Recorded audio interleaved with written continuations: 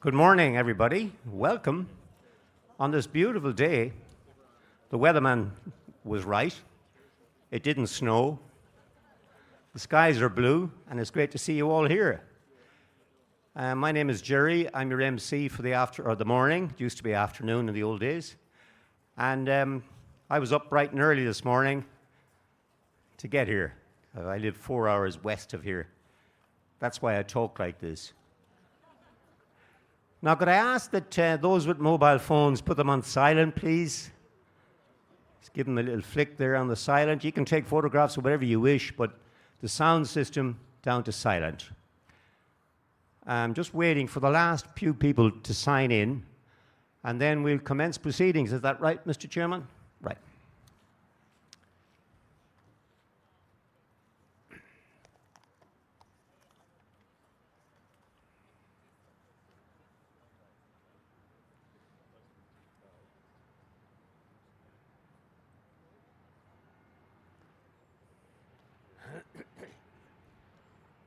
Okay, we're all set. A ghine úsle tá fáilte rómh chuig an ócáid speisialta seo I gceart lár na cathrach. What does that mean? Hello, everybody, and you're welcome to this special occasion right in the centre of the city of Sydney. We're going to commence proceedings with the acknowledgement of country, and I would ask our chairman, Patrick Core, I call him Paddy, who's done a magnificent job in his first year as president, and we'll tell you more about Paddy. Well, we might as well tell you now. Yeah. So, last year we needed a president or a chairman badly, and the government took it over for a while to run it because our committee fell apart. And Patrick Core, as in the Cores, you know, those singers, Patrick actually took up the cudgel and made himself available to everybody on the committee, and everybody on the committee, the new committee, praise him dearly. He is magnanimous. He won't be able to stand up after this introduction. Paddy is involved with Irish affairs for many, many years, and he first came into Sydney in 1998 when the whole plan for the monument was unveiled, and he came involved, that's 30 years ago, when he responded to Tom Power's advertisement in the Irish Echo, and he attended various fundraising events, and there were a lot of them, and I see Trish Power is here today, but in fact Tom Power voraciously chased money. He was seen down in Macquarie Street chasing checkbooks everywhere he went to do what happened here. So Paddy then came to the Mary McAleese unveiling in 1998, which the Governor-General unveiled as Sir William Deane was then, with Irish connections, of course. He commenced his presidency of the Great Irish Famine Commemorative Committee 11 months ago. I give you Patrick Core. Thank you very much.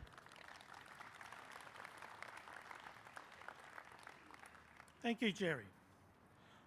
I'd like to begin today by acknowledging the traditional owners of the land on which we gather, the Gadigal people of the Eora Nation. I pay my respects to their elders, past, present and emerging. I also want to acknowledge the entwined stories and heritage shared by many Irish migrant descendants and the traditional owners. If you are able, I invite you to stand and please join me to sing the Australian National Anthem. You'll find the words in the book if you didn't learn them at school. Australians, oh, let us rejoice, for we are young and free. We've golden soil and wealth for toil. Our home is girt by sea. Our land abounds in nature's gifts of beauty rich and rare. In history's page, let every stage advance Australia fair. In joyful strains then let us sing, advance Australia fair. Jerry. Whoops. Thank you very much. We're going to do the Irish national anthem now. I'm going to sing it, and I've got a great man coming up on the accordion. Where is Danny Deehan? Danny is a Sligo man from Tubbercurry, and he speaks more like a Mayo man than a Sligo man. The accents are slightly different, because Tubbercurry is not too far from the borders of... On the border. Yes, it is. Charlestown is the next stop, I think. He can speak both languages, he says. And talking of languages, I'm going to sing the Irish national anthem, As Gaeilge.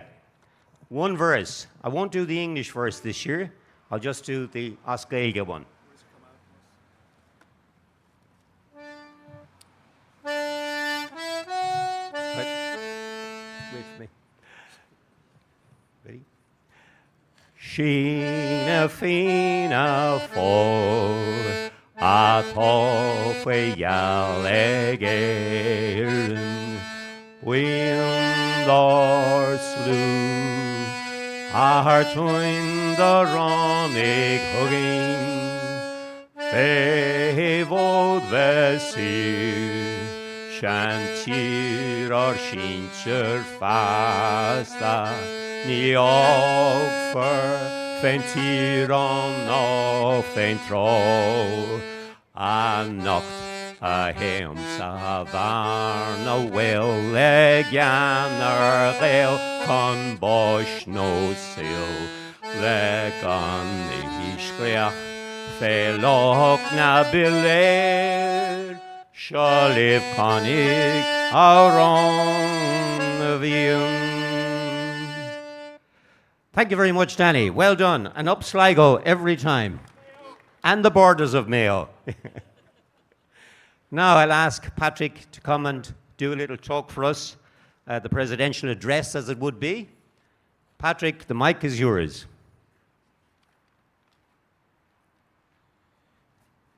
Jerry, we must start. Is it the commemoration tenors or are you a baritone? Well, yeah, that's what she did. Thank you, Jerry, and thank you to all of you who have come to join us today. I would like to formally acknowledge and extend a warm welcome to our distinguished guests, the recently arrived Deputy Head of Mission at the Irish Consulate here in Sydney, Mr. Mr. Kieran Claffey. Members of the New South Wales Parliament, Dr. Marjorie O'Neill and the Honourable Cameron Murphy, MLC. Unfortunately, Dr. Kerry Spooner can't be here today, the Deputy Mayor of Waverley Council, and we have Mr. Martin Killian, who's the Acting Chief Executive Officer of the Museums of History, representing Annette Pittman, who sends her apologies. Now, Martin, one of your staff described you as the King of Archives. And it's probably for those historians among us just know that you're the custodian of many of the records that tell the story of Irish immigration to Sydney. It was 180 years ago since the commencement of the Great Irish Famine that we gather to commemorate today.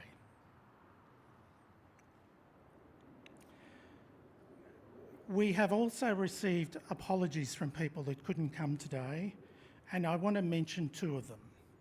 The Right Honourable Clover Moore and the Right Honourable Clover Moore, the Lord Mayor of Sydney, and the former Ambassador of Ireland, Richard O'Brien, who apologised to me this week.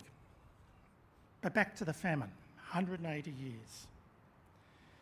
35 years ago, Mary Robinson commenced her term as President of Ireland. and she first visited Sydney here in 1992. And during her term, President Robinson encouraged modern Ireland, its government and citizens, to cherish the global diaspora and regard them as an opportunity rather than a loss to the country. Further, she called upon the Irish diaspora around the world to commemorate the Great Irish Famine's 150th anniversary and do it in creative and imaginative ways. Here in Sydney, the late Tom Power answered President Robinson's call. Through the Irish Communications Council, an initial committee was established 30 years ago. And that led to fundraising, but more importantly, raising awareness, then negotiations, design selection, construction, and the unveiling in 1999 of the monument before you. It certainly was creative. I want to pay tribute to the hundreds of individuals, businesses and organisations whose donations, voluntary service and dedication made this monument and the outreach programs that the committee has organised over the 3 decades at all possible. I'm pleased to acknowledge the presence today of Tom's Power's wife, Trish. Thank you, Trish.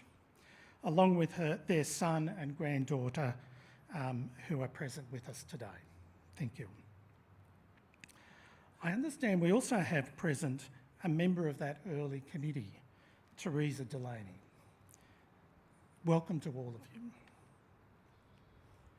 I also want to acknowledge and welcome Mrs. Judith Mundy. Thank you, Judith. Judith is the wife of the late Jack Mundy, and those of us who lived and grew up in Sydney knew your husband's name very well.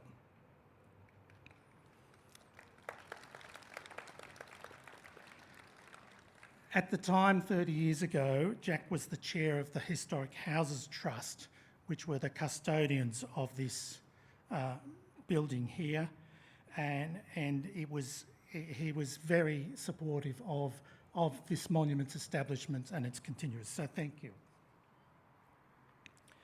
I also want to recognise those who have sustained the annual commemoration and advanced the committee's activities over the decades. It was an important objective of the Famine Commemoration Committee to keep history alive in tangible ways. I invite past members of the committee who are present to raise their hand. I'm not going to ask you to stand up again. To raise your hand so that you can be recognised appropriately by all of us.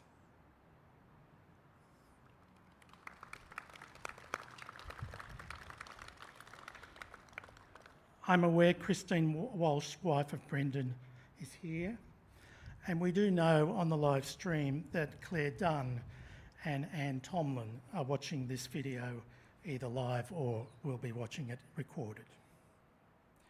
I also want to acknowledge a lovely message we got last night from the Melbourne Irish Famine Orphan Commemoration Committee. Thank you, Nolan. I extend gratitude to everyone here today for joining us remotely, and those who have become, particularly those who have become members of the association. At the commemoration last year, there were only 4 members of the association, and we needed to get starting. And I think last night we were over the 100 mark. So your commitment and support is essential to keep the commemoration happening and is sincerely appreciated. I thank the current and recent committee members for their collaborative efforts since the 2024 commemoration, ensuring today's event took place and the association was able to operate since then. So I would invite these people to stand, just so you know who they are, because you may not know them. Eva. Eva's over the back at the front gate. Adele is also over there, and so is Michael as people come in. Judith is here. Nikki, Veronica, Wayne, Jan was also on our committee, Jan, and Karina was also on our committee since last year. We have apologies from Richard, who's unable to attend. I also want to thank the staff at the Hyde Park Barracks, which is part of now the Museums of History New South Wales, for their ongoing support and stewardship of the monument. Their work is invaluable in sharing knowledge about the impact of the Great Irish Famine, especially on those who migrated to Australia. Those thousands, or is it hundreds of thousands, included the 4,000 orphan girls who first resided, sorry, not all 4,000 resided here, but the 4,000 who came here into Australia, but some resided here in the building behind you. And after their arrival, and they are represented in the glass wall with their names in the design of the monument. Recently, the team lost a long-serving colleague and great friend of the Famine Committee, Mr. Scott Cumming.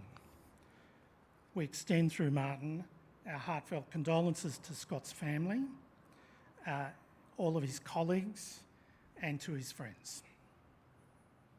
It's now my privilege to introduce Mr. Martin Killin, Acting Chief Executive of the Museums of New South Wales. Thank you, Martin.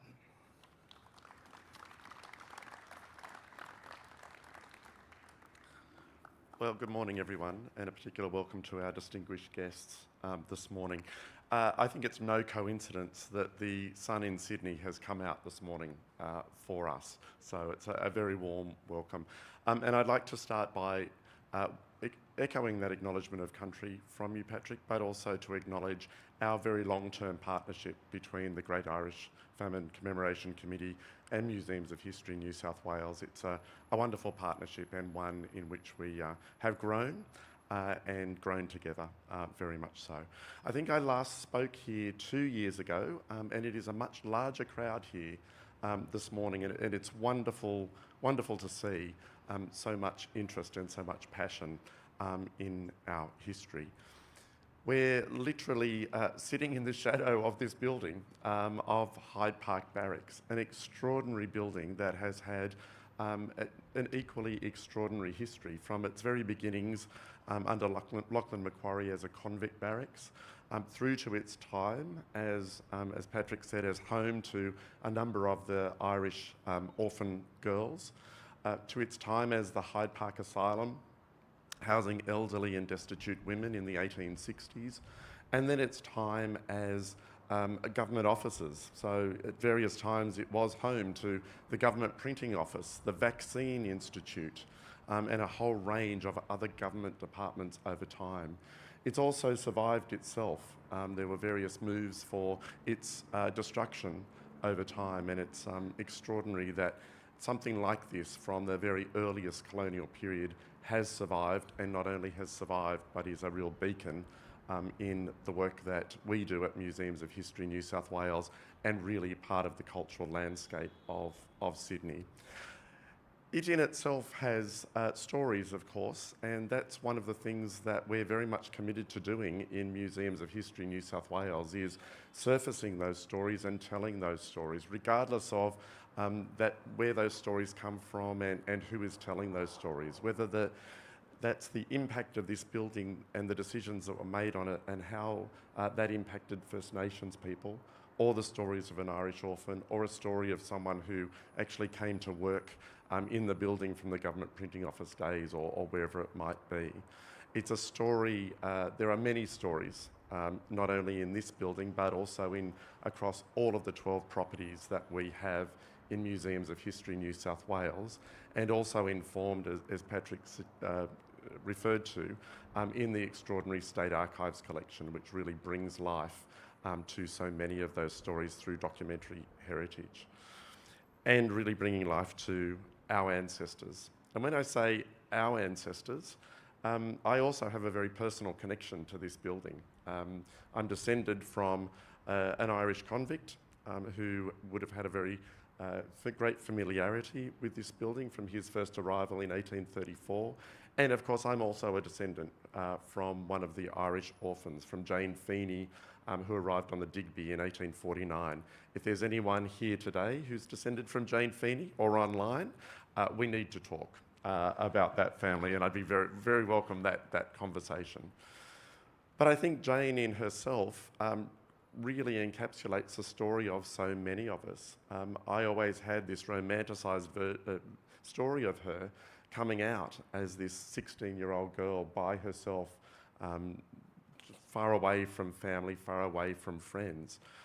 And as many of you here today will attest, while our ancestors are recorded on the records as being Irish orphans and quite destitute, in fact, many had families who were here already, and they were able to reconnect with their families as well as lament the loss of the families that they left behind.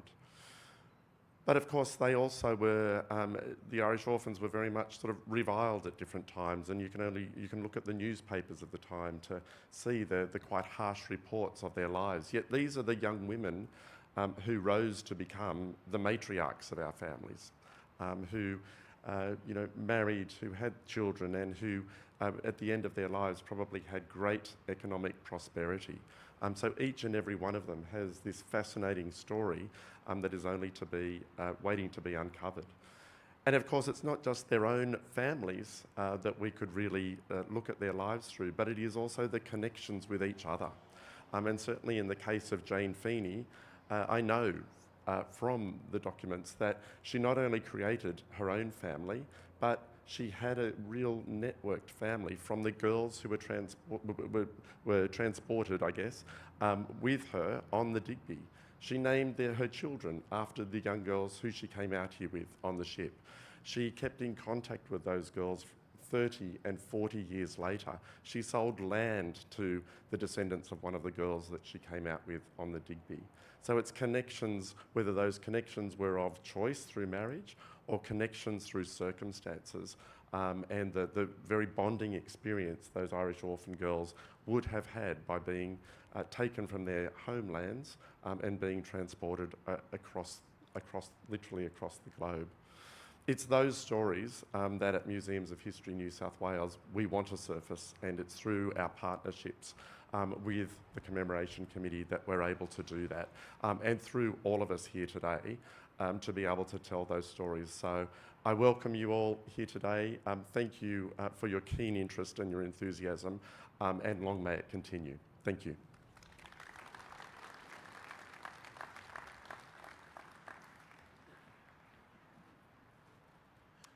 Thank you, Martin.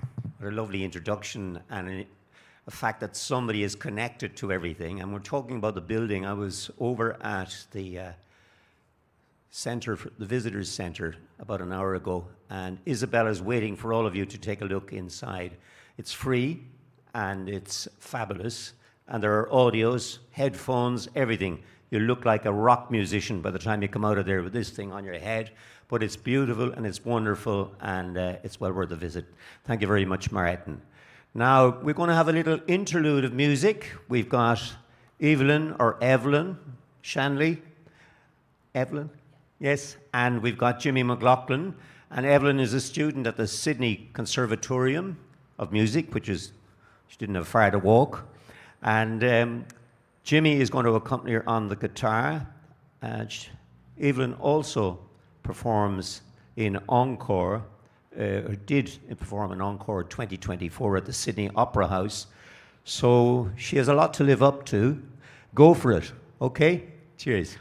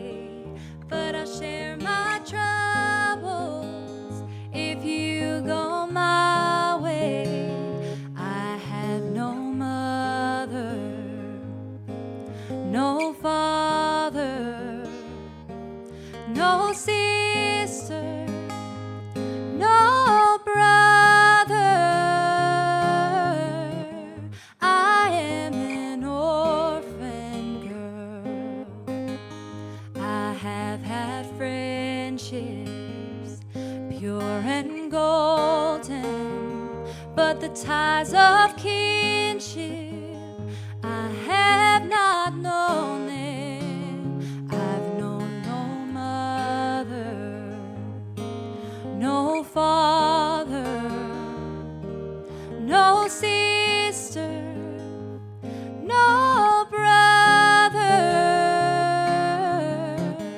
I am an orphan girl.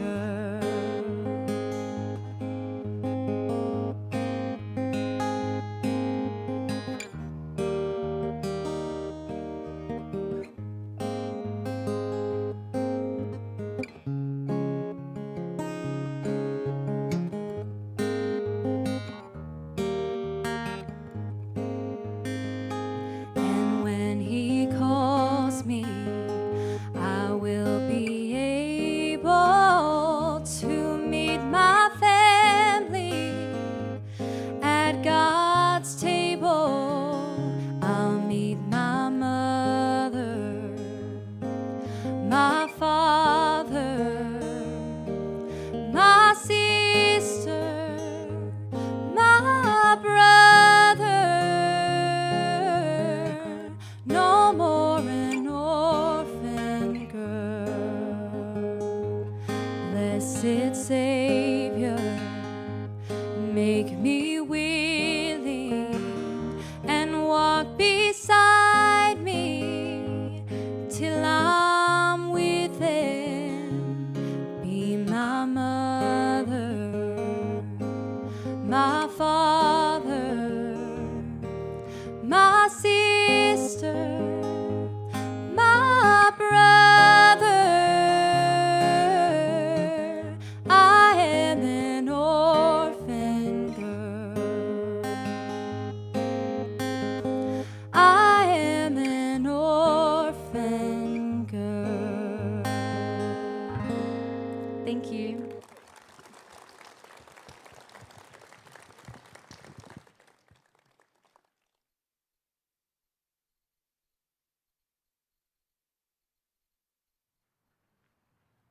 Thank you, Evelyn. That was fabulous. I think that's a song by Brendan Graham, isn't it?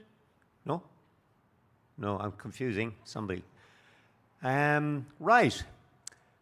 Well, the next speaker, Dr. Jeff Gilday, is no stranger to me. We've shared bar stools together. Don't tell anybody. Out west, 4 hours from here, into the dark nights. He always has a driver, and I have to walk. So, Jeff has spoken here many times. He's a historian, he's an author, he's an honorary professor in Irish Studies at the University of Sydney, and he's written extensively on Irish-Australian history with a name like Kildare. And he's presented his work internationally. That gives him an excuse to go to Ireland, of course. He's also served as secretary of the Ashling Society of Sydney and previously practiced as a barrister for over 30 years. So if anybody needs to go into litigation, Jeff's your man. We're honoured to have us with us today, and his keynote address is "This Monstrous Injustice, Colonial Resistance to the Earl Grey Famine Immigration Scheme." Give a big warm welcome to Jeff Gilday, Dr. Jeff Gilday.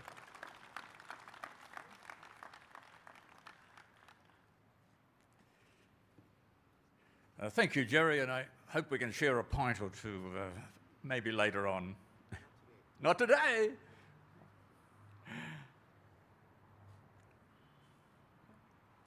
What a great crowd it is here today. I think the last time I was here it was much smaller, and it's just wonderful to see how big the crowd has grown. And Patrick and the committee should be thoroughly congratulated on the work they've been doing. Now, I'd like to thank the committee for inviting me to give the address here today at this annual ceremony to honour the memory of those affected by the Great Irish Famine. When I addressed this gathering in 2017, I spoke about my great-great-grandmother, Rose Fleming, who arrived in Sydney in July 1849 on the Lady Peel, and whose name is inscribed on the monument. Today I want to pull back the focus and to look more generally at the way in which the colonists in Australia responded to the influx of young women and girls who, during the Great Irish Famine, were brought to Australia from the workhouses of Ireland under arrangements known as the Earl Grey Scheme. Now, Australia did not receive a large number of famine refugees compared to Britain or North America. Nevertheless, between 1848 and 1850, the Earl Grey Scheme brought more than 4,000 so-called Irish famine orphans to Sydney, Melbourne, and Adelaide. And it was under that scheme that my great-great-grandmother emigrated to this country, as did the forebears of many of you here today. Few of us present at this ceremony have experienced famine or been forced to leave our native country in order simply to survive. Were we in that situation, we would no doubt hope that we would be made welcome in the country to which we fled. But in the case of the young women and girls brought out under the Earl Grey Scheme, that was not always the case. Many colonists were not enamoured of the idea of thousands of poor, young Irish women and girls being brought out to the colonies. For some, it was purely a question of cost, as it was the colonists who in large part financed the scheme. They did not like the idea of subsidising wealthy Irish landowners by relieving them of the financial burden of maintaining these young women in the workhouses, which were funded through rates on their estates. For others, racial and religious prejudice was behind their opposition to the scheme. That the young women and girls were Irish was bad enough, but the fact that 90% of those who came to Sydney and 80% who went to Port Phillip were Catholics was intolerable to many. In his classic work on the Irish famine orphans, Barefoot and Pregnant, Trevor McLaughlin wrote, "Critics of the orphan emigration scheme were not slow to voice their disapproval of the young women in the most deprecatory terms. The young women in the immigration depot in Adelaide were described as dirty brutes. An official of the Children's Apprenticeship Board referred to the extreme filthiness and unimaginable indelicacy of some of these workhouse girls, while the Melbourne Argus slandered them as the most stupid, the most ignorant, the most useless, and the most unmanageable set of beings that ever cursed a country by their presence."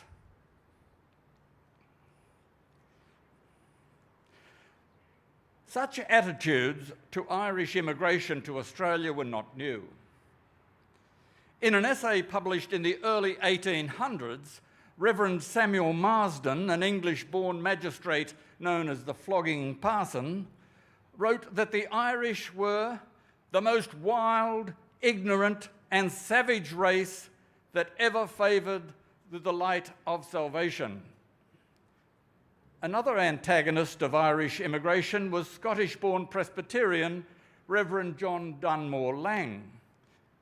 Concerned at the influx of Irish Catholic immigrants under assisted immigration schemes, Lang published in 1841 a pamphlet entitled "The Question of Questions, or is this colony to be transformed into a province of the Popedom?" In it, he described the Irish as the most ignorant, the most superstitious, and the very lowest in the scale of European civilization. And he warned of the shoals of Roman Catholic immigrants that are now pouring in upon us from the south and west of Ireland. His concern was that Irish women were being brought out to become, in his words, the wives of the English and Scotch Protestant shepherds and stockmen of New South Wales, and thereby silently subverting the Protestantism and extending that Romanism of the colony through the vile, Jesuitical, diabolical system of mixed marriages. Lang was not alone in his concerns. In 1840, the Sydney Herald told its readers, "This colony is flooded with ignorant and unskillful Irish Roman Catholics."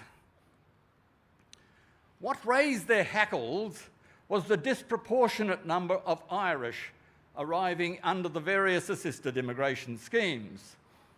Between 1837 and 1850, 49% of assisted immigrants arriving in the colony were Irish. The vast majority, in the order of 80 to 85%, were Catholics. Now, in our own lifetime, we have heard some of this type of vilification applied to immigrants and asylum seekers, here and overseas. In 1996, Pauline Hanson, in her maiden speech in the House of Representatives, said, "I believe we are in danger of being swamped by Asians. Between 1984 and 1995, 40% of all migrants coming into this country were of Asian origin. They have their own culture and religion, form ghettos, and do not assimilate."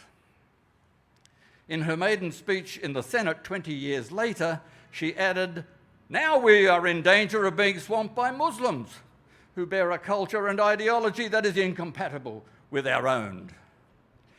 In 2001, government ministers assured us that asylum seekers were throwing their children overboard. In 2018, we were told that Victorians were scared to go out to restaurants because of African gang violence. And just last year, we were informed that Haitian immigrants in Ohio were eating their neighbours' pets. Now, it's often argued that an orderly immigration scheme is the best way to ensure that immigrants and refugees will be accepted into the Australian community. And to an extent that is true.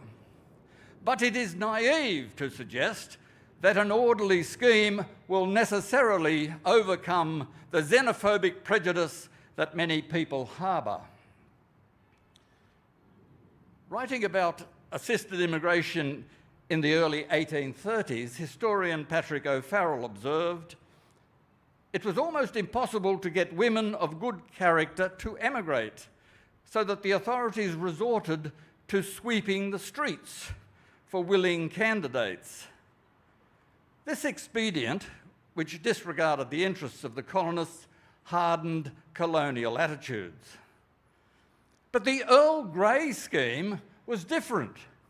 It was well ordered and well regulated, both in Ireland and Australia.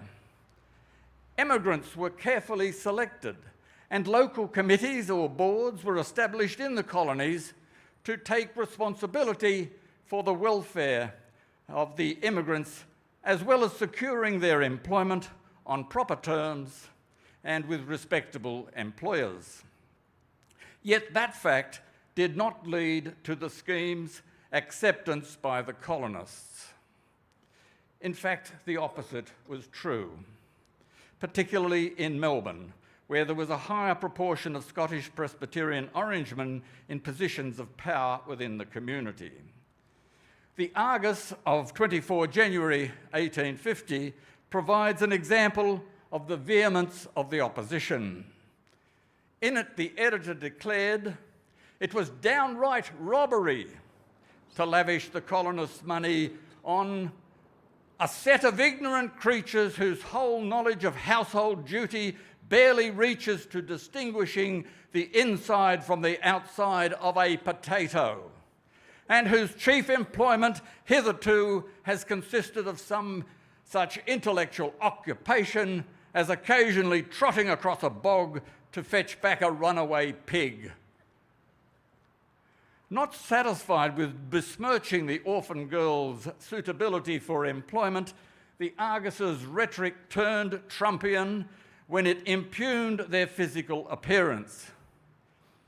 These coarse, useless creatures with their squat, stunted figures, thick waists and clumsy ankles promise but badly for the physique of the future colonists of Victoria.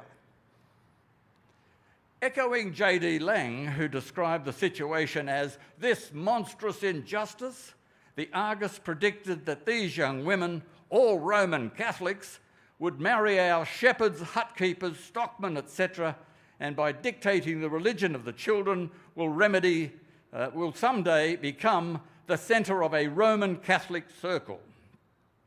The Sydney Morning Herald, though less outspoken, expressed much the same sentiments as the Argus. The campaign of denigration of the Earl Grey scheme and of the orphan girls themselves had an effect. By the end of May 1850, the Colonial Office had received requests from the Orphan Committee in Melbourne and the Orphan Boards in Sydney and Adelaide requesting the suspension of the scheme. The Melbourne City Council adopted a petition to Queen Victoria calling for its termination. Towards the end of the year, the Legislative Council of New South Wales added its voice to the chorus of disapproval. The local Irish community fought back with public meetings, editorials and petitions of their own, but to no avail. The last ship to bring orphan girls to Australia under the Earl Grey scheme was the Tipu Sahib, which arrived in Sydney on the 30th of July 1850.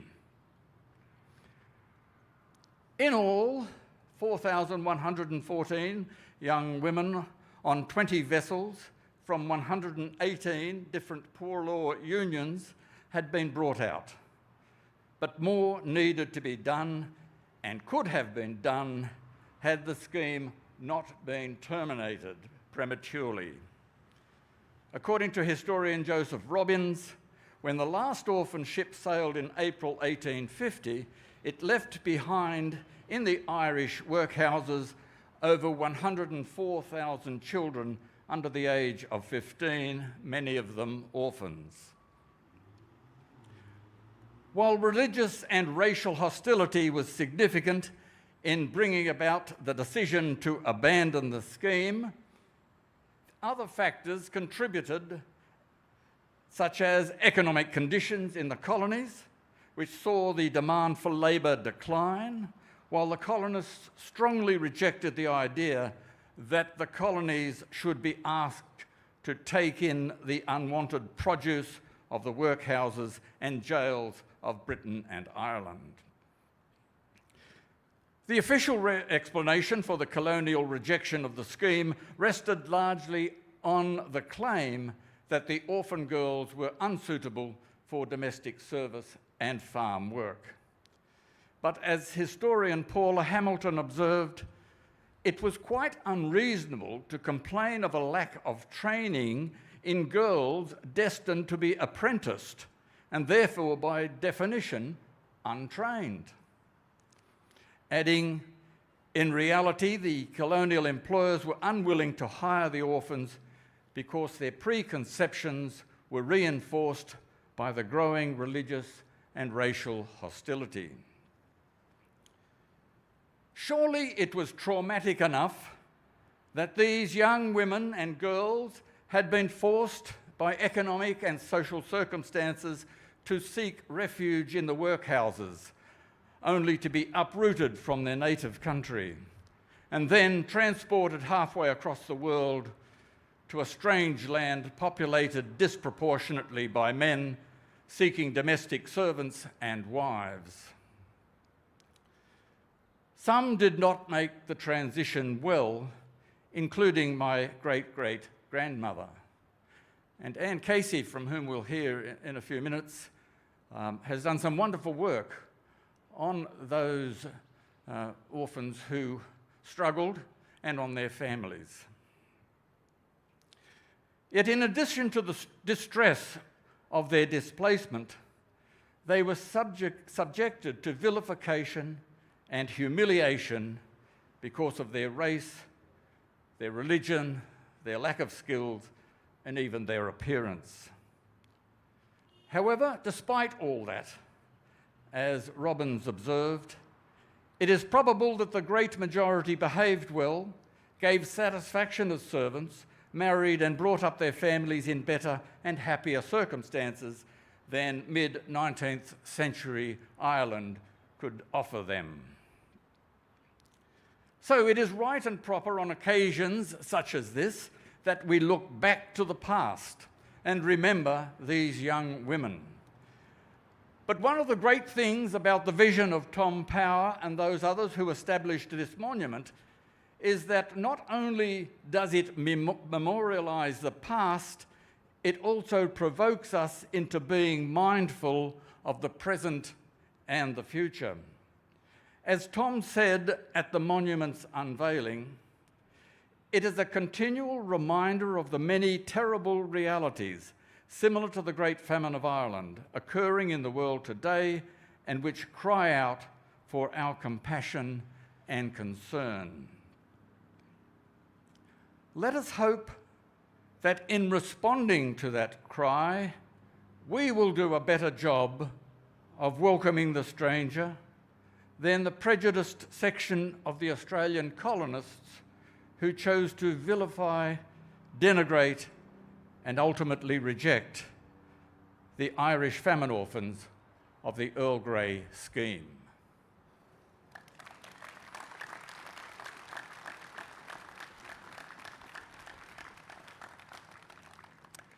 Always enlightening, always interesting. Thank you, Jeff. And probably more poignant today than ever, given what we're facing and what we're living through right around the world, and mainly in the Northern Hemisphere on the American side. Now, before I go ahead, I just want to mention that there's one person who was on the committee for many, many years, a founder member, Martin Folan, who sends his apologies. Martin is in Ireland. Actually, he might be thousands of feet above sea level right now on his way back after 6 weeks. And he'll probably come back with a decent Galway accent, I'd say. And also we remember his late wife, Chris, who used to sit here on the gates checking everybody in over the years. But Martin did a huge amount of work, so I want to give special mention to Martin. Okay. Now, our next guest. Thank you, Trish. Our next guest, originally from the west of Ireland, Dr. Anne Casey. Now, the only place to be is from the west of Ireland, right? I'm not biased. I'm just telling you, that's how it is. Whether you're from Kerry or Cork or Tubbercurry, well, that's the west of Ireland. But believe me, that's the place to be from. And Anne comes from the west of Ireland. She now lives in Australia. And she's an award-winning poet, writer, and academic. She holds a PhD from the UTS, where she's an academic in the School of Communications. Her doctoral research explored the second wave impact of the Great Irish Famine in Australia. And Anne is the author of a number of 6 critically acclaimed poetry collections, her work widely published and internationally recognized. Her latest work, Shang, which is hungering, was released in June of this year. Alongside her literary achievements, Anne has held senior roles in journalism, government, publishing, and the arts. I'm exhausted already reading this. It's amazing. Anne brings a unique voice and deep insight into our commemoration today. Would you please welcome Dr. Anne Casey.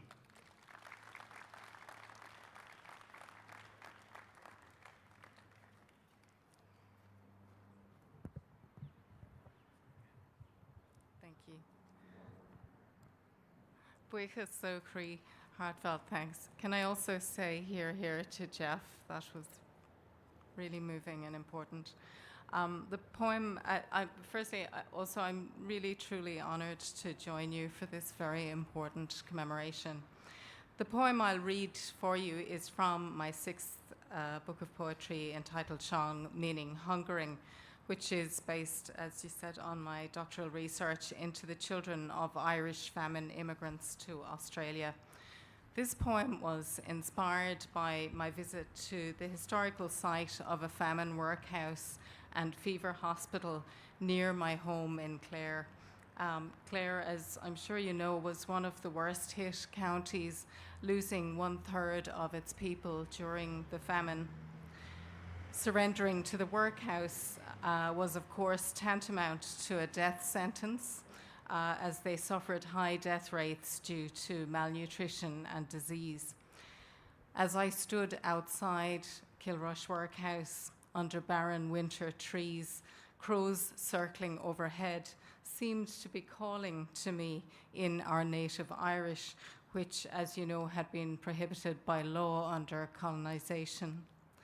Caw, caw, caw, which in Irish means where, where, where. This poem recalls the practice in workhouses of separating children from their mothers when they reached 2 years of age. Families were split up, mothers going to women's wards, children over 2 to children's wards, and men to the adult male wards. Many families never saw each other again, never knew if any of the others had survived. I wrote this poem as it came to me in Irish. I use it in the hope of restoring lost voices, including the voice of my grandfather, who was beaten as a child for speaking in our native tongue. I'll read the poem entirely in Irish first and then in English. I hope you'll allow the sound to wash over you. Maybe you will hear those crows speaking to you too, or the ancient voice of Ireland. Idir ospedéal galar agus teach na mocht. Púca beag in arda, scamal bug bán, sonithe I marog olive an crown giruil, a casa ar an ngwe a near a dui, a casa, a gleach sa gwe gan trua the acani gan fragra.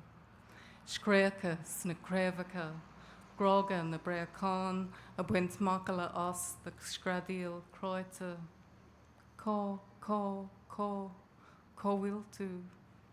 A casa, macala na breacán, na sníomh a carry, fwy hullis galia na spera, galog mona doite fadalach san air. Púca beag in arda, scamalbug bán, ag taringt, ag gwine varog olive an crown giruil, a gleach sa gwe gan trua, the acani gan fragra. Có wiltu avami, tara rash thum avami, tara rash. Kilrush luan koska fihes fedol.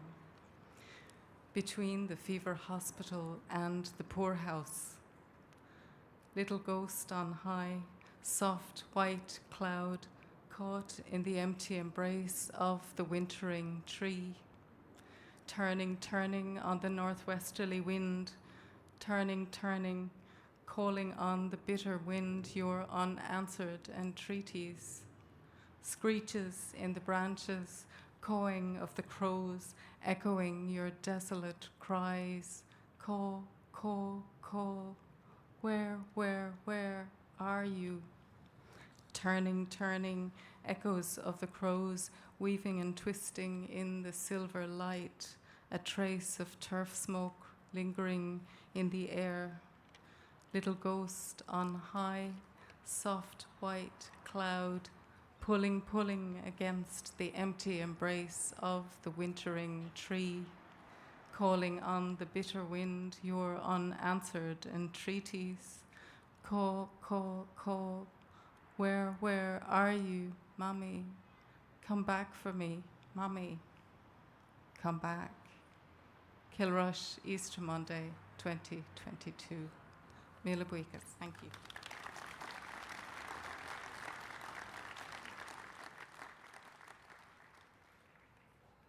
Got to meet a Mahagat Anya. Kilrush is part of my ancestry, great part of the world too, in West Clare. Now, Southwest Clare. We're going to have another musical interlude with Evelyn and Jimmy. So go for it, folks.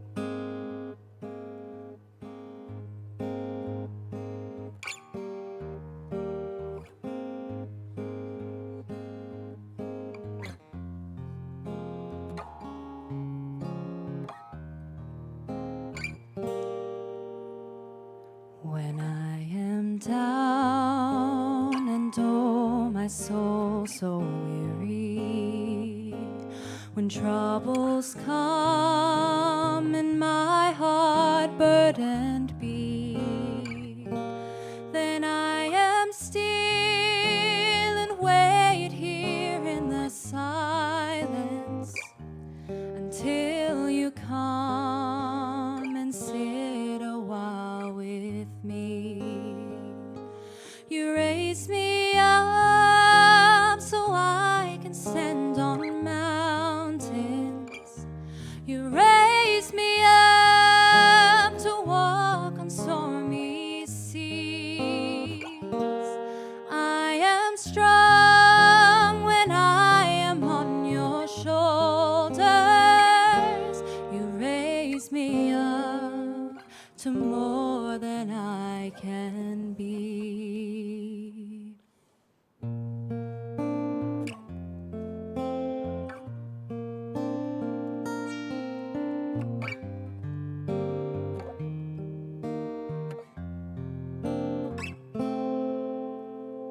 You raise me up so I can stand on mountains. You raise me up to walk on stormy seas. I am strong when I am on your shoulders. You raise me up to more than I can be. You raise me up so I can stand on mountains. You raise me up to walk on stormy seas. I am strong when I am on your shoulders. You raise me up to more than I can be. You raise me up to more than I can be. Thank you.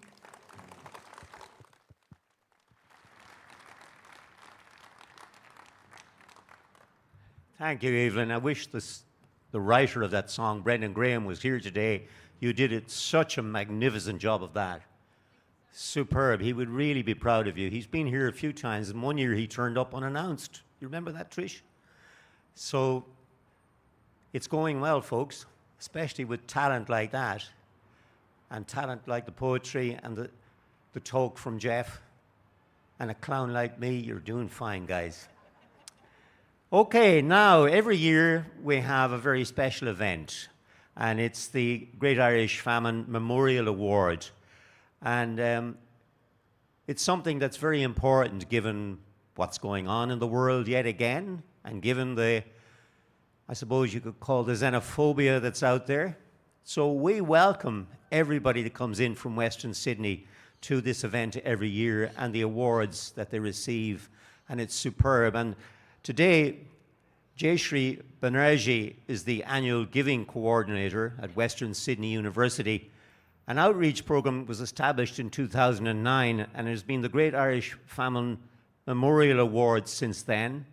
This annual award, funded by donations from supporters, was established with the Western Sydney University to assist a deserving female student who's come to Australia as a refugee, our very point. Jayashree will announce the student receiving the award for 2025. Where are you? Ah, there you are. Right. Welcome.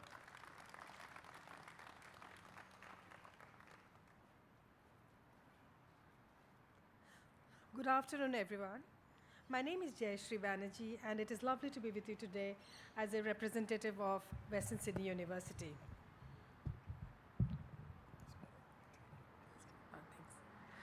I'd like to begin by acknowledging that we are on the traditional lands of the Gadigal people of the Eora Nation, and I pay my respects to the elders past and present. I warmly acknowledge Deputy Head of Mission, Mr. Kieran Claffey at the Irish Consulate in Sydney, New South Wales, and I acknowledge and thank the members of the Great Irish Famine Commemoration Committee, in particular Mr. Patrick Corr, the committee president. Finally, I warmly acknowledge the descendants of the orphan girls present here today. At Western Sydney University, we are proud to once again be ranked number 1 in the world by the Times High Education and Impact Rankings for our social, economic, and ecological contributions and commitment to the United Nations Sustainable Development Goals. That's 4 years running now. At Western, our values of boldness, excellence, integrity, fairness, and trust drive our mission to support those who, like the orphans, have faced immense obstacles in pursuit of a better life. In Western Sydney, we see firsthand the transformative power of education. Many of our students come from refugee and migrant backgrounds, bringing stories of sacrifice, resilience, and hope. They remind us that education is more than knowledge. It is the key to dignity, opportunity, and the power to change communities. Just as the Irish orphans helped build this nation, today's refugees and migrants enrich Australia with their courage and determination. Western Sydney University is very proud of our long-standing relationships with today's commemoration through the Great Irish Famine Memorial Prize. This academic and leadership award honors this enduring spirit celebrating women who, despite extraordinary challenges, strive for excellence in their academic endeavors and show commitment as a leader in their community. And so it is my pleasure to invite Mr. Patrick Corr, President of the Great Irish Famine Commemoration Committee, and the Deputy Head of Mission, Mr. Kieran Claffey, to join me to present the 2025 Great Irish Famine Memorial Prize. The award recipient for 2025 is Mariam Ahmed.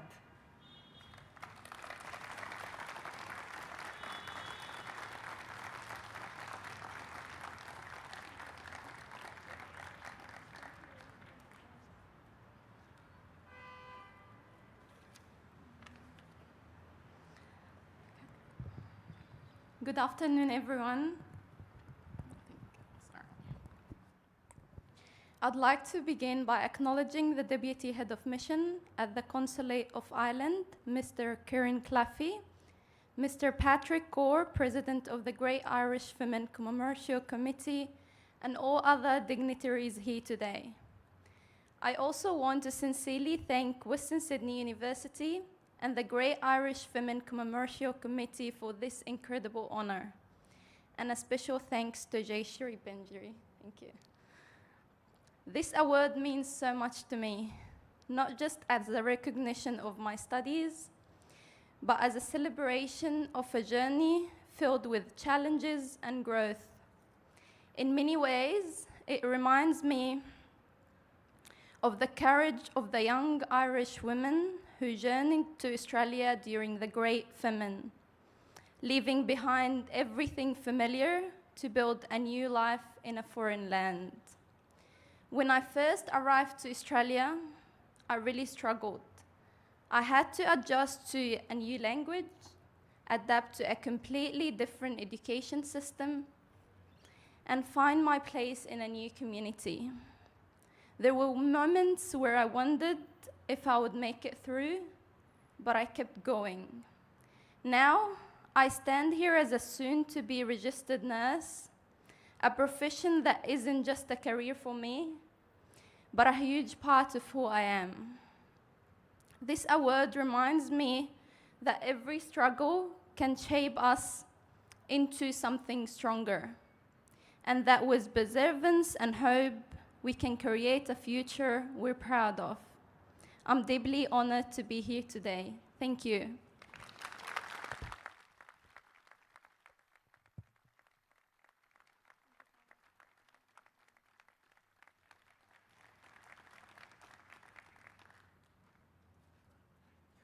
What a lovely acceptance speech. Absolutely amazing. When I get ill, I want to be nursed by you, please. Now, Brianna Parkins won't be here today. She's suddenly become indisposable or indisposed. She's not well. And I was looking forward to meeting Brianna because I read all her stuff in the Irish Times. She's a columnist with them and she's a journalist with Channel 10. However, I think she was going to do a talk on the Kerry orphan girls. So I think I'll sing the Rose of Tralee one verse. How about that? We've got time. If I can see it on this.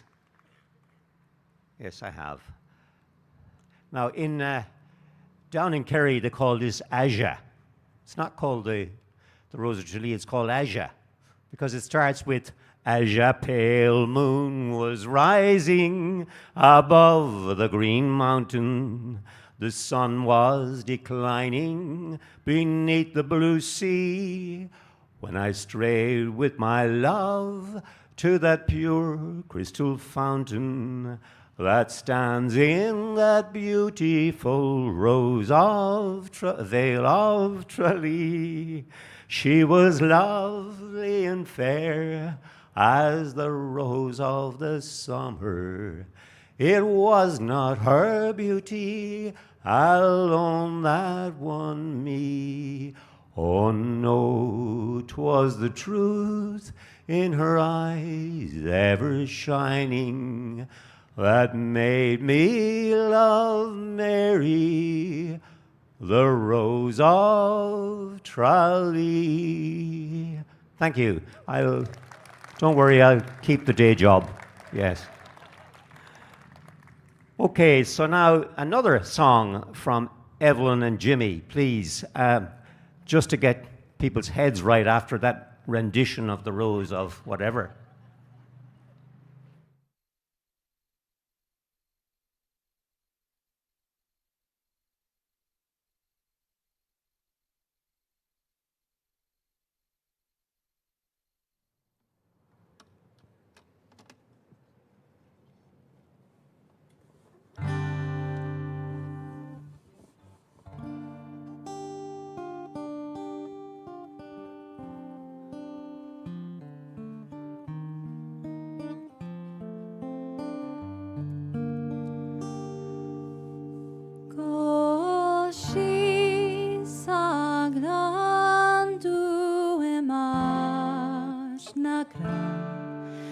Chim vin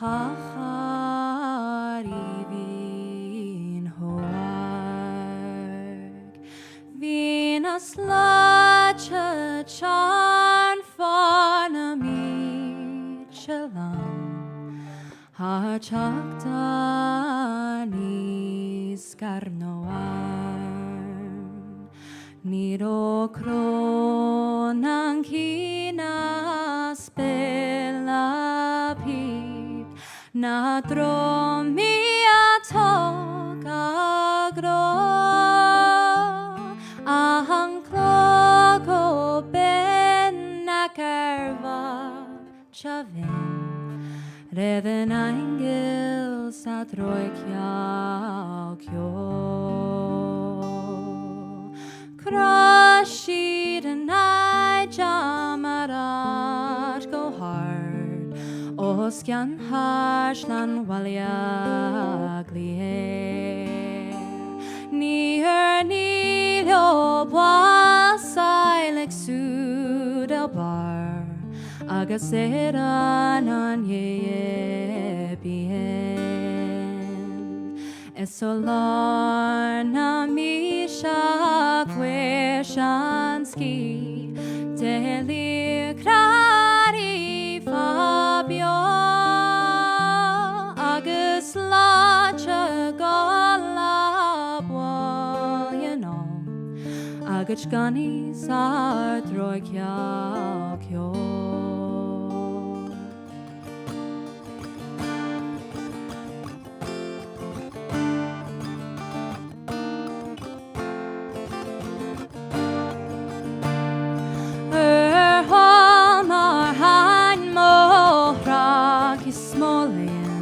Tanakita karo kue Tadrawa shin shai suvlanshin No fahosta namara kue Dawi hushid basa while your life Lesham fear sagdan you saglor They one way queen chia mars kavien Mara de chen androi kya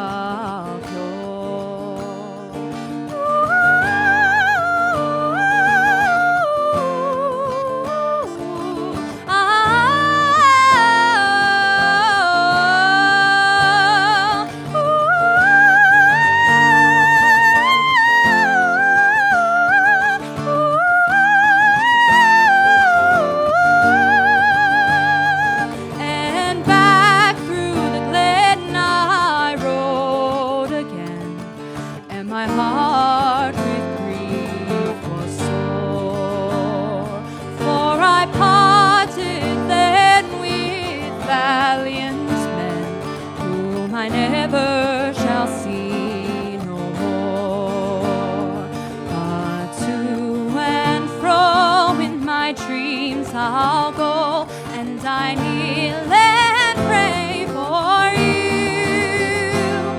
For slavery fled, oh glorious dead, when you fell in the foggy dew.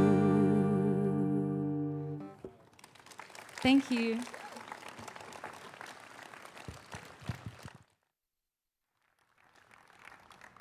As we say out west, Tawachalin. That was lovely. What great talk Broad. She has lovely Irish. I don't know where she learned it, but that was beautiful. I've never heard the Foggy Juice sang in Irish before, ever in my life. So it's a first. Congratulations, and well done. Right, now a minute's silence. Yes, give a round of applause for them, please. Thank you. Now, I would ask that you all be upstanding. That means you've got to stand up.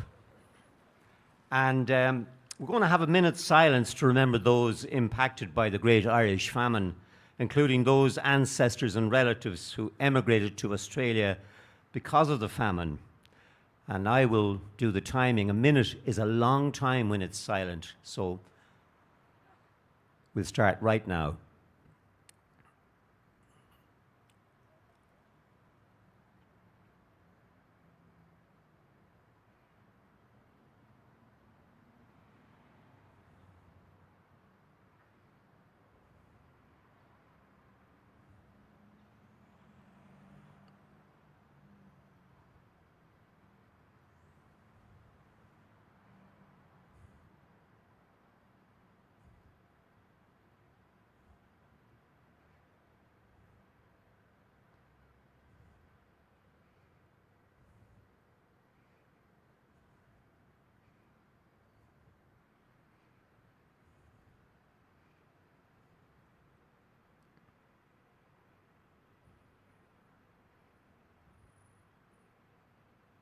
Thank you.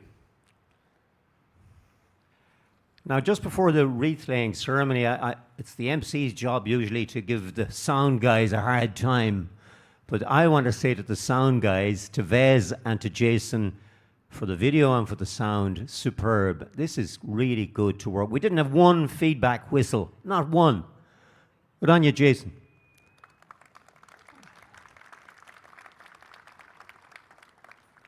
Okay, so now this is the very moving part of the ceremony every year. It's the wreath-laying ceremony. And for those who haven't brought flowers and want to lay something, we have some single flowers available. First of all, before we do that, how many of you are ancestors of any description? Oh, this is wonderful. What a turnout. Exceptional. Okay, so you can see why this is a very moving part of the ceremony. And we're going to have the background music playing Courageous Girl, which is written by Cleena Mullins and Jacqueline McPhee. Cleena wrote it, and Jacqueline will be singing it, and Cleena playing her harp. It's a recording. So I'd like to call on, where is my chairman? Right. We're going to invite the early committee members and patrons. We're going to invite the current committee and the Consul General of Ireland. Dr. Marjorie O'Neill is going to lay a wreath, and the Irish and orphan descendants, and anybody else that wishes to. But first of all, I would ask that the President lays the wreath. Yeah? And followed by the Deputy Consul General, and who's just arrived in Sydney. With a name like Claffey, he's going to have a great time. So if you'd like to go ahead.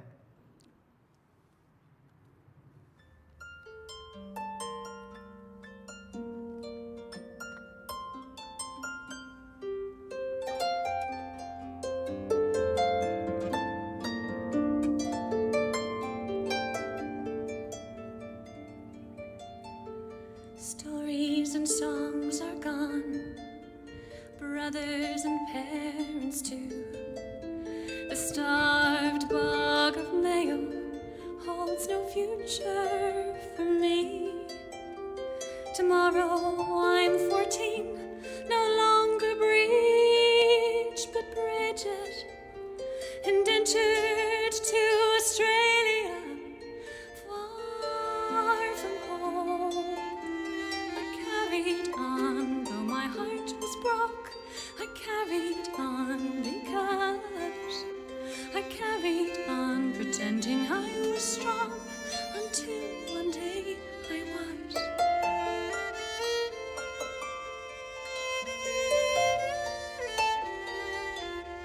Ship called Lady Peel, my language left behind.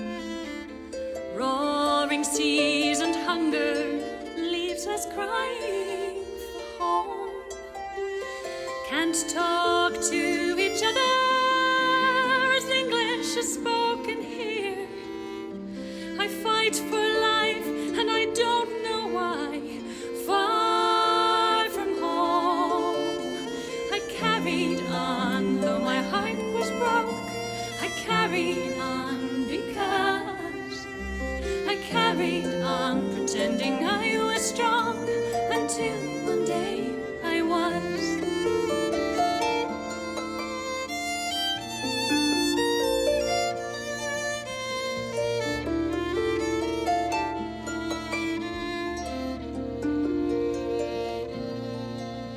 In Sydney town we arrive.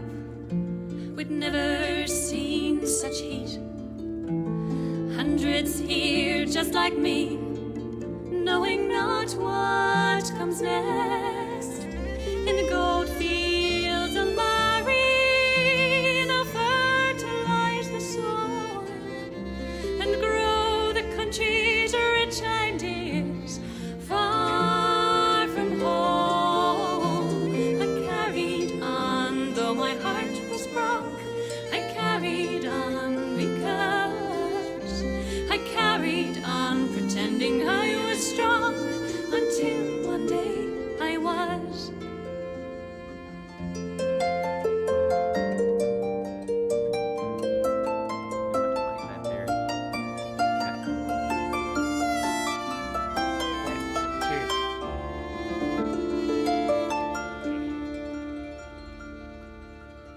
I'm proud of all you hear who carry on the flame. For those like me who come here with broken hearts, to educate and feed them the space for all to flourish and grow the country's rich ideas.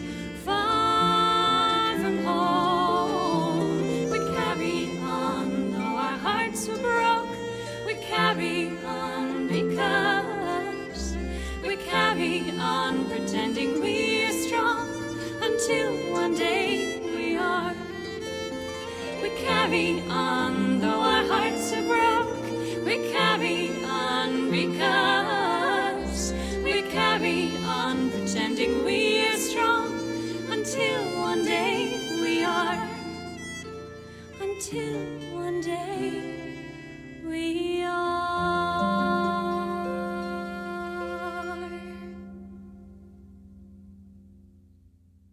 One more, and that we're getting there.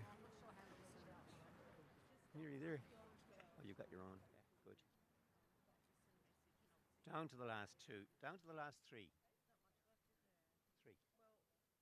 That'll do. No, yeah, I've got them there. Okay. Right. Look at that. You see? One for me. Little buds. I actually wanted single stem carnations to give everyone, but they sent me. Well, they sent me spray. Because spray's not very good for this. But anyway.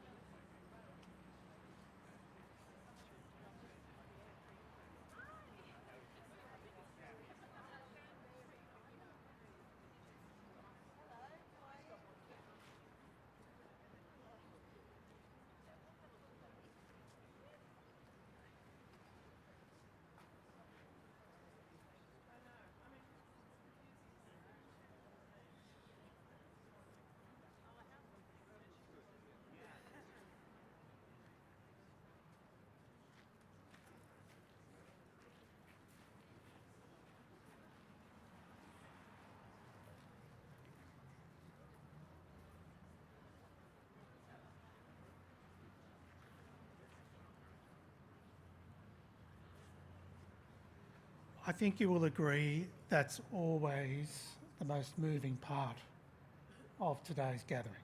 So thank you. Thank you everybody who's contributed. You can't run an event without an ad. So we have two ads.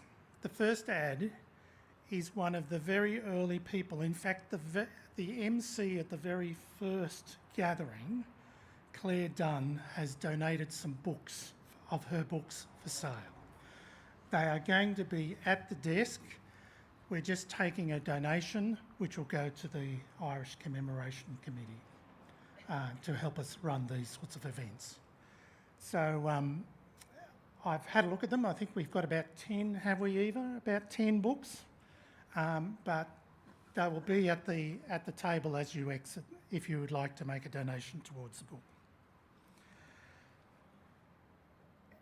Enda also wants to do an ad, and I don't know the detail of it, so we're just going to ask you, just briefly, you're from the Irish Film Festival, I believe. Over to you. Pat, and I'm to the Great Irish Famine Commemoration Committee for allowing me to say a few words. Géniúsla cóide géalda. It's honor more dum van seo and you. It's a fantastic honour to be here. Someone who came 30 years ago to be amongst the Great Irish Famine Committee and the people who are the descendants of the people who have come in the past. Now, I'm from Drogheda on the banks of the Boyne. My dad was from Belmullet. Belmullet is far west. It's as west as you can go in Mayo, and it's also one of the poorest places in Ireland. My dad didn't say a lot about his growing up. He actually grew up, he was Rugal Gaelga, but he dropped that. He didn't, he was born with Irish, but he dropped it.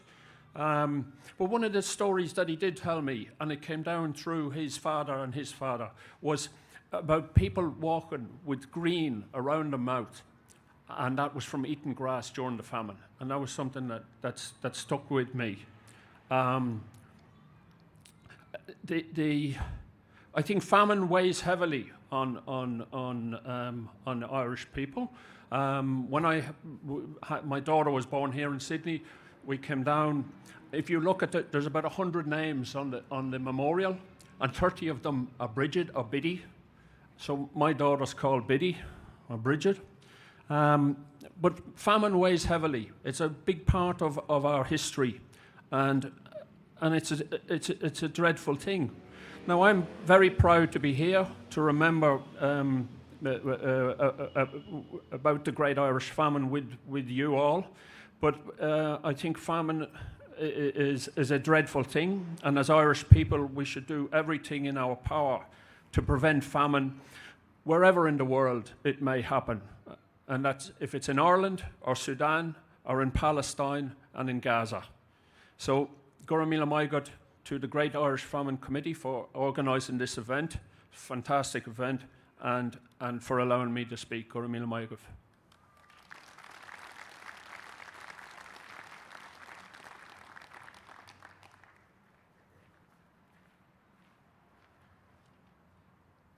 This is the Little and Large show. Come over here, Paddy.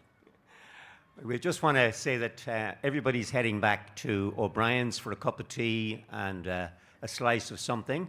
Other than that, you buy your own lunches and drinks. Upstairs in O'Brien's, PJ's is just that away, straight across George Street and on the left. We're actually downstairs because there's so many people here. All right. We've got the whole ground floor of PJ O'Brien's. There'll be thunder and lightning tonight. That's amazing. It's amazing. That's how many people. But it's just down King Street here, 57, no, 70. It's Well, on the corner of Clarence. Grace's Hotel, that's where it is. On the yeah.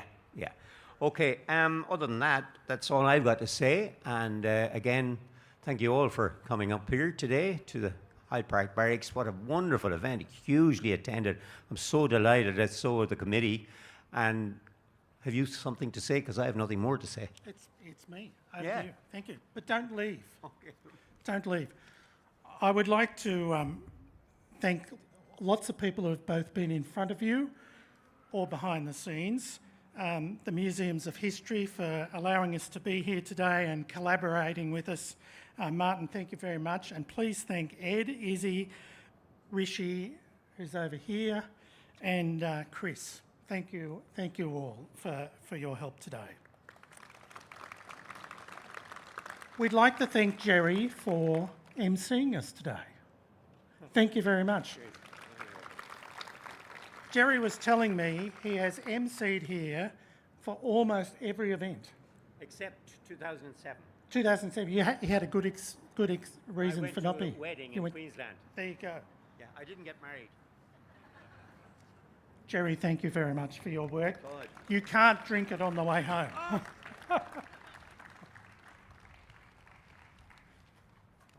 You can't drink it on the way Thank you home. very much. Oh, lovely. My God, my favourite.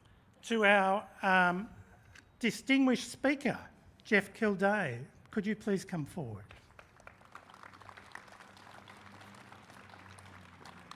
Thank you very much. We have a small gift for you as well. Thank you. You can't gather on the way home either. We'll get into it, eh? Dr. Anne Casey, we have something for you as well. Eva, can you bring the little basket over, flowers? I said to Anne, my ancestors lost their language a long time ago. I tried to learn it without much luck. I can say slán. Kia ora. Thank you.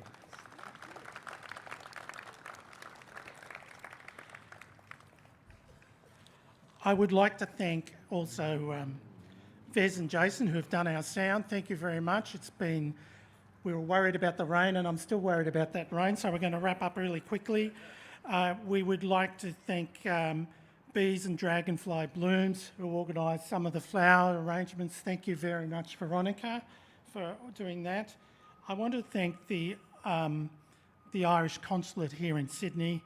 Thank you, Kieran, for coming. Kieran started work on Monday. So thank you very much for coming around and being here. And thanks to Rosie and Lorraine and previously Kevin, but also Callum. Callum walked these flags from the consulate over to here yesterday because there's no courier in Sydney who was prepared to pick them up because they're 2.7 metres long. So please thank him when you see. I'd like to thank all of our speakers and all of our artists today, Evelyn and Jimmy. That was fabulous. Thank you, Danny, on the accordion. And I want to thank our helpers. We have lots of the behind-the-scene helpers. Dr. Perry McIntyre is in Ireland at the moment. She curates our orphan database. Thank you. Janine Heinemann contacted me and helped us with our program. I'd like to thank Helen and Tina from the Irish radio program and also Ray and Pamela. Thank you all. Down before the rain comes down. Don't go anywhere. Don't go anywhere. Oh. Now, Patrick, the committee have got together and want to give a little presentation to you to show their appreciation of what a great president you've been for the last 11 months. And please don't leave. Please stay and do it again next year. I want you. We want you. Okay, so that's on behalf of the committee. Cheers. Thank you very much. Okay, thank you. That's it, folks. Thank you.